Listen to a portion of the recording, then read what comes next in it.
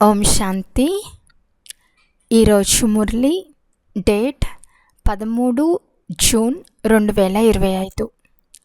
బాబా చెప్తున్నారు, మధురమైన పిల్లలు, ఈ అనంతమైన ఆటలో మీరు ఆత్మరూపి నటులు, పాత్రధారులు. మీ నివాస స్థానం మధురమైన నిశ్శబ్ద గృహం. ఇప్పుడు అక్కడకు వెళ్ళాలి. ఈరోజు ప్రశ్న: ఎవరైతే డ్రామా ఆటను యథార్థంగా అర్థం చేసుకున్నారో వారి నోటి నుండి ఏ మాటలు వెలువడవు? జవాబు: ఇది ఇలా జరగకుండా ఉండకపోతే ఇలా అయ్యేది. ఇది జరిగి ఉండరాదు. డ్రామాను తెలుసుకున్నవారు ఇలాంటి మాటలు మాట్లాడరు. ఈ డ్రామా ఆట పేనువలే తిరుగుతూ ఉంటుందని, ఏమి జరుగుతున్నా అదంతా డ్రామాలో నిర్ణయమై ఉంది, చింతించే మాటే లేదు అని పిల్లలకు తెలుసు. ఓం శాంతి. బాబా పిల్లలకు తన పరిచయాన్ని ఇచ్చినప్పుడు వారికి తమ పరిచయం కూడా లభిస్తుంది. పిల్లలందరూ చాలా సమయం వరకు దేహాభిమానులుగా ఉంటారు. దేహీ అభిమానులుగా ఉంటే తండ్రి యథార్థ పరిచయం తెలిసి ఉండాలి. కానీ డ్రామాలో లేనేలేదు. భలే భగవంతుడు గాడ్ ఫాదర్ అని అంటారు, కానీ రచయిత అని అన్నా వారెవ్వరూ ఎవరికీ తెలియదు. శివలింగ చిత్రం కూడా ఉంది, కానీ వారు అంత పెద్దగా లేనేలేరు. యథార్థంగా తెలియనందున తండ్రిని మర్చిపోతారు. తండ్రి రచయిత. వారు తప్పకుండా నూతన ప్రపంచంనే రచిస్తారు. అంటే పిల్లలైన మనకు నూతన ప్రపంచ రాజధాని వారసత్వం ఉండాలి. స్వర్గం అనే పేరు కూడా భారతదేశంలో ప్రసిద్ధంగా ఉంది, కానీ కొంచెం కూడా అర్థం చేసుకోరు. ఫలానా వారు మరణించారు, స్వర్గస్థులైనారు అని అంటారు, కానీ ఎప్పుడైనా ఇలా జరుగుతుందా? నెంబర్ వారుగా మనమంతా తుచ్చబుద్ధిగా ఉండేవారమని పిల్లలకు తెలుసు. ముఖ్యమైన వారికి మాత్రమే వివరంగా అర్థం చేయించబడుతుంది. నేను ఇతనిలో వస్తాను, అనేక జన్మల అంతిమ శరీరంలో వస్తాను. ఇతడు నెంబర్ 1. ఇప్పుడు మనం అతని పిల్లలుగా బ్రాహ్మణులుగా అయ్యామని పిల్లలకు తెలుసు. ఇవన్నీ అర్థం చేసుకోవాల్సిన విషయాలు. తండ్రి ఇంత సమయం నుండి అర్థం చేయిస్తూనే వచ్చారు. లేకుంటే తండ్రిని గుర్తించటం సెకండ్ విషయమే. తండ్రి చెప్తున్నారు, నన్ను స్మృతి చేస్తే మీ వికర్మలు వినాశనమవుతాయి. నిశ్చయమైపోతే ఏ విషయంలో కూడా ప్రశ్నలు మొదలైనవి ఉత్పన్నమవ్వవు. తండ్రి అర్థం చేయించారు, మీరు శాంతిధామంలో ఉన్నప్పుడు పావనంగా ఉండేవారు. ఈ విషయాలు కూడా మీరే తండ్రి ద్వారా వింటున్నారు. ఇతరులెవ్వరూ వినిపించలేరు. ఆత్మలమైన మనం ఎక్కడి నివాసులమో మీకు తెలుసు. ఏ విధంగా నాటకంలోని పాత్రధారులు మేమిక్కడ నివాసులము, వస్త్రాలు మార్చుకుని నాటక రంగంపైకి వచ్చామని అంటారో ఇది అంతే. మనమిక్కడ నివాసులము కామని మీకు తెలుసు. ఇది ఒక నాటకశాల. ఇది ఇప్పుడే బుద్ధిలోకి వచ్చింది. మేము మూలవతన నివాసులము. దాన్ని మధురమైన సైలెన్స్ హోమ్ అని కూడా అంటారు. ఆత్మ దుఃఖంలో ఉన్నందున అందరూ దానినే కోరుకుంటారు. మేమెలా వాపస్ ఇంటికి వెళ్ళాలి అని అడుగుతారు. ఇంటి చిరునామా తెలియనందున భ్రమిస్తూ ఉంటారు. ఇప్పుడు మీరు వెతుకుట నుండి విడుదలైపోయారు. ఇప్పుడు మనం తప్పకుండా ఇంటికి వెళ్ళాలని పిల్లలకు తెలిసింది. నేను ఆత్మను, ఎంత చిన్న బిందువును. ఇది కూడా విచిత్రమే. దానిని స్వాభావికము అని అంటారు. ఇంత చిన్న బిందువులో ఎంత పాత్ర నిండి ఉంది? పరంపిత పరమాత్మ పాత్రను ఎలా అభినయిస్తారో కూడా మీరు తెలుసుకున్నారు. అందరికంటే ముఖ్య పాత్రధారులు వారే, చేసి చేయించేవారు కదా. మధురాతి మధురమైన పిల్లలైన మీకిప్పుడు ఆత్మలైన మనం శాంతిధామం నుండి వస్తామని అర్థమైంది. శరీరంలో ప్రవేశించే ఆత్మలు కొత్తవేమీ వెలువడవు. ఆత్మలన్నీ మధురమైన ఇంట్లో ఉంటాయి. అక్కడి నుండి పాత్రను అభినయించేందుకు వస్తాయి. అందరూ పాత్రను అభినయించాలి. ఇది ఆట. ఈ సూర్యచంద్రులు, నక్షత్రాలు మొదలైనవన్నీ ఏమిటి? ఇవన్నీ దీపాలు. ఇందులో రాత్రింబౌలు ఆట నడుస్తూ ఉంటుంది.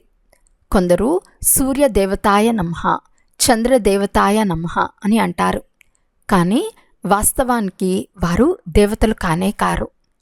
ఈ ఆట గురించి ఎవరికీ తెలియదు. సూర్యచంద్రులను కూడా దేవతలని అనేస్తారు. వాస్తవానికి వారు దేవతలు కానే కారు. నిజానికవి ఇంత పెద్ద విశ్వనాటకానికి దీపాలు. మనము మధురమైన శాంతి గృహ నివాసులము. మనమిక్కడ పాత్రను అభినయిస్తున్నాము. ఈ చక్రం పేనువలే తిరుగుతూ ఉంటుంది. ఏం జరిగినా అది డ్రామాలో నిర్ణయించబడి ఉంది. ఇలా కాకుండా ఉంటే ఇలా అయ్యేది అని అనరాదు. ఇది డ్రామా కదా. ఉదాహరణకు, మీ తల్లి, మమ్మ ఎవరైతే ఉండినారో వెళ్ళిపోతారని సంకల్పంలో కూడా లేదు. శరీరాన్ని వదిలేశారు. మంచిదే. ఇది డ్రామా. ఇప్పుడు తన నూతన పాత్రను అభినయిస్తూ ఉంది.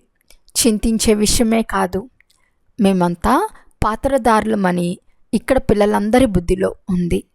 ఇది ఓటమి గెలుపుల ఆట. ఈ ఓటమి గెలుపుల ఆట మాయపై ఆధారపడి ఉంది. మాయతో ఓడినవారు ఓడినట్లే, గెలిచినవారు గెలిచినట్లే. ఇది అందరూ పాడతారు. కానీ బుద్ధిలో కొద్దిగా కూడా జ్ఞానం లేదు. మాయ అంటే ఏమిటో మీకు తెలుసు. అతడు రావణుడు. అతన్నే మాయ అని అంటారు. ధనాన్ని సంపద అని అంటారు.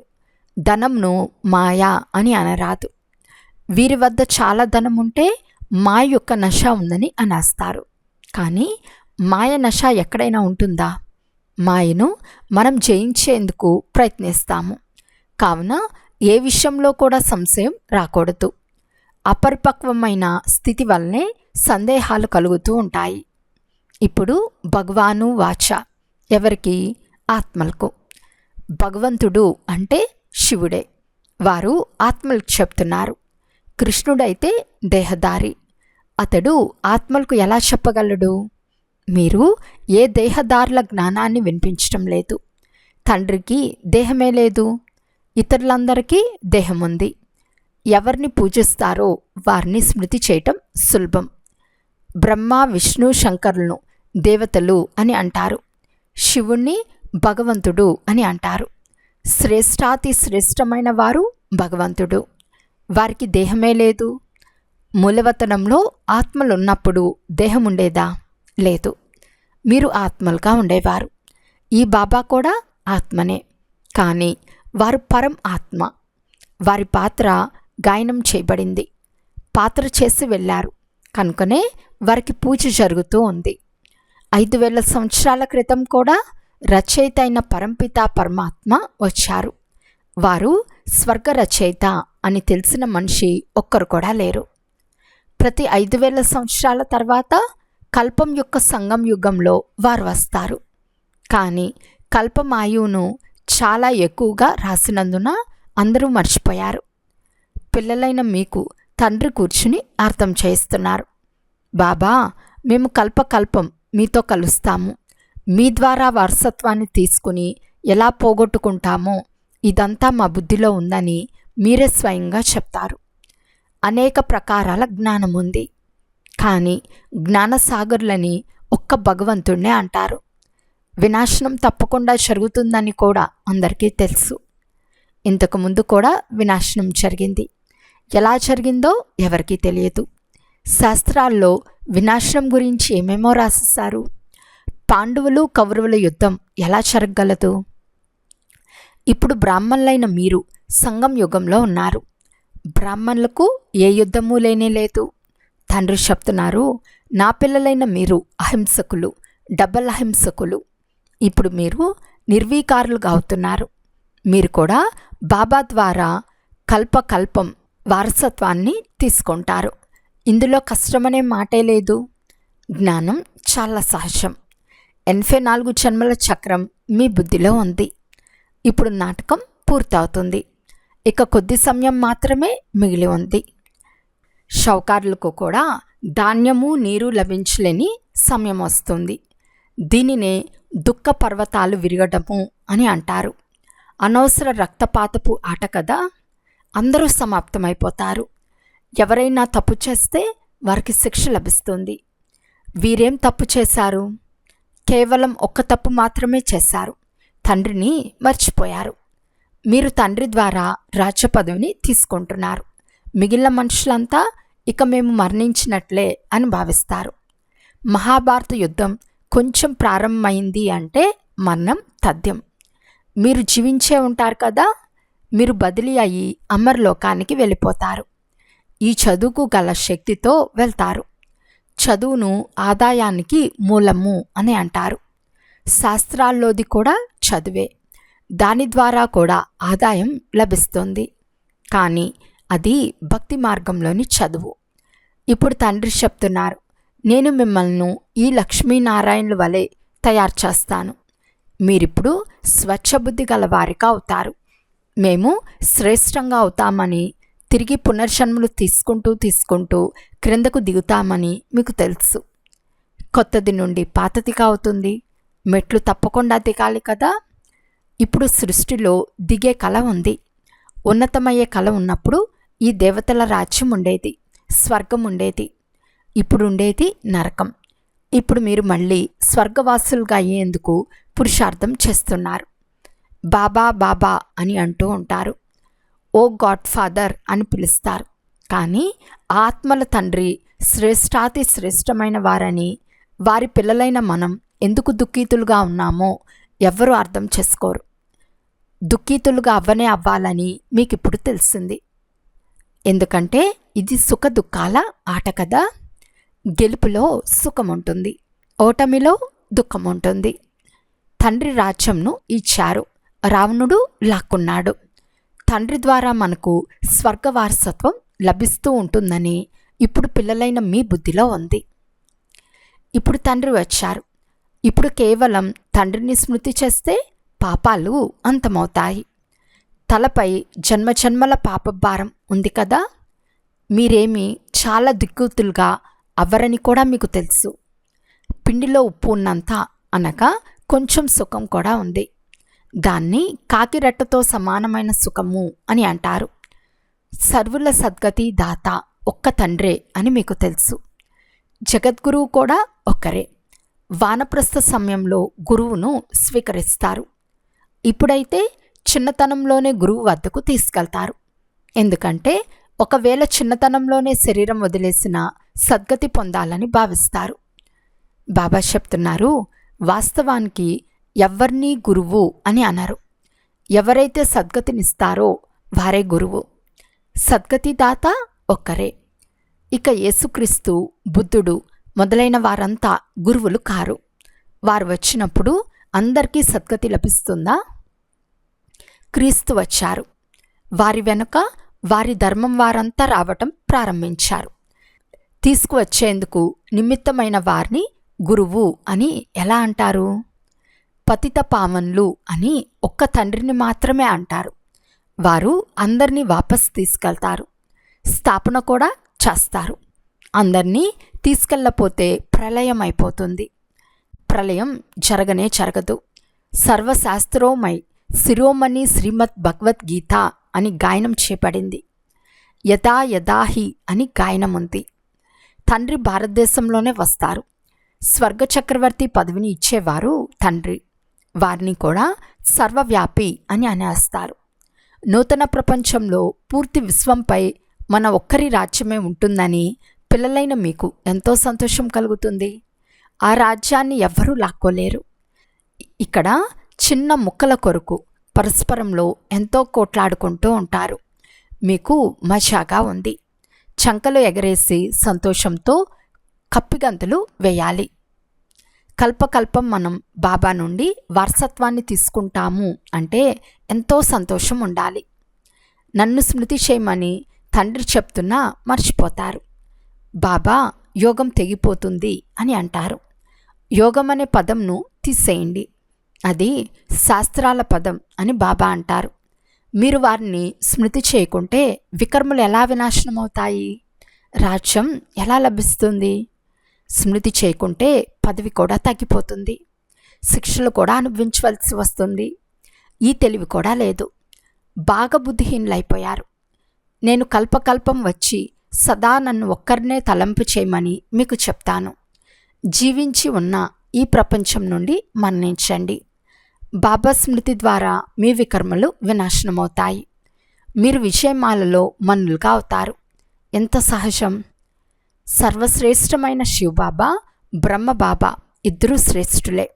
వారు పారలౌకికం, వీరు అలౌకికం.